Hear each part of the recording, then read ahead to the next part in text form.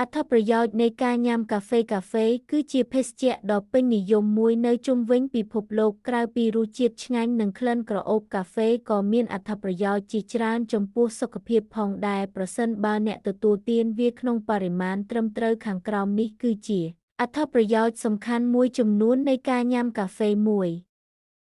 បង្កើនថាមពលនិងការផ្ដោតអារម្មណ៍ជាតិកាហ្វេអ៊ីនដែលមានក្នុងកាហ្វេគឺជាសារធាតុរំញោចធម្មជាតិដែលអាចជួយបង្កើនកម្រិតថាមពលនិងធ្វើឲ្យអ្នកមានអារម្មណ៍ថាភ្ញាក់រលឹកវាជួយរារាំងការដំណើរការនៃសារធាតុ Adenosine ដែលជាសារធាតុបញ្ជូនសញ្ញាប្រសាទដែលធ្វើឲ្យខួរក្បាលមានអារម្មណ៍ងុយគេងជាលទ្ធផលអ្នកនឹងមានអារម្មណ៍ថាមានកម្លាំងខ្លាំងក្លានិងអាចផ្ដោតអារម្មណ៍បានល្អប្រសើរជាងមុនពី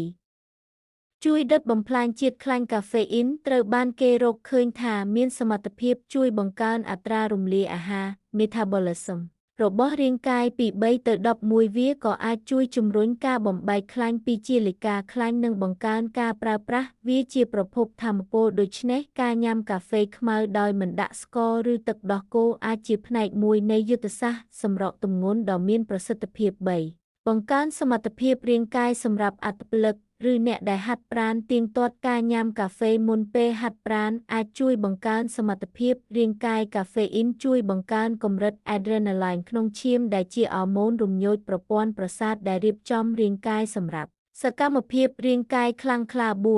4មានផ្ទុកសារធាតុប្រឆាំងអុកស៊ីតកម្មខ្ពស់កាហ្វេសម្បូរទៅដោយសារធាតុប្រឆាំងអុកស៊ីតកម្ម Antioxidantsជាពិសេសសារធាតុ hydrocenamic acids និង polyphenols ដែលជួយការពារកោសិកាពីការបំផ្លាញដោយ radical សេរីសារធាតុទាំងនេះជួយកាត់បន្ថយហានិភ័យនៃជំងឺរ៉ាំរ៉ៃជាច្រើនដូចជាជំងឺបេះដូងនិងជំងឺមហារីកមួយចំនួន5កាត់បន្ថយហានិភ័យនៃជំងឺទឹកនោមផ្អែមប្រភេទទី2ការសិក្សាជាច្រើនបានបង្ហាញថាអ្នកដែលញ៉ាំកាហ្វេទៀងទាត់មានហានិភ័យទាបជាងក្នុងការកើតជំងឺទឹកនោមផ្អែមប្រភេទទី2គេជឿថាវាដោយសារតែសមត្ថភាពរបស់កាហ្វេក្នុងការរក្សាមុខងាርከោសិកាប៊ីតាក្នុងលំពែងដែលផលិតអាំងស៊ុយលីននិងកាត់បន្ថយការរលាក5ការពារជំងឺប្រព័ន្ធប្រសាទការញ៉ាំកាហ្វេអាចជួយការពារពីជំងឺប្រព័ន្ធប្រសាទមួយចំនួនដូចជាជំងឺ Alzheimer ការសិក្សាមួយចំនួនបានបង្ហាញថាអ្នកផឹកកាហ្វេមានហានិភ័យទាបជាង65ក្នុងការកើតជំងឺ Alzheimer ជំងឺ Parkinson ហានិភ័យនៃជំងឺ Parkinson ក៏អាចត្រូវបានកាត់បន្ថយផងដែរដោយសារជាតិកាហ្វេអ៊ីន7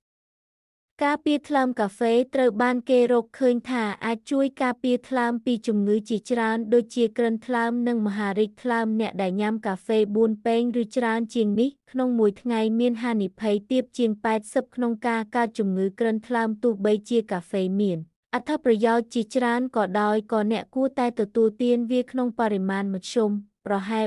3-4ពែងក្នុងមួយថ្ងៃការទទួលទានច្រើនពេកអាចបណ្ដាលឲ្យមានផលរំខានដូចជាការគេងមិនលក់ថប់បារម្ភនិងចង្វាក់បេះដូងលោតញាប់ម្យ៉ាងវិញទៀតការបន្ថែមស្ករទឹកដោះគោ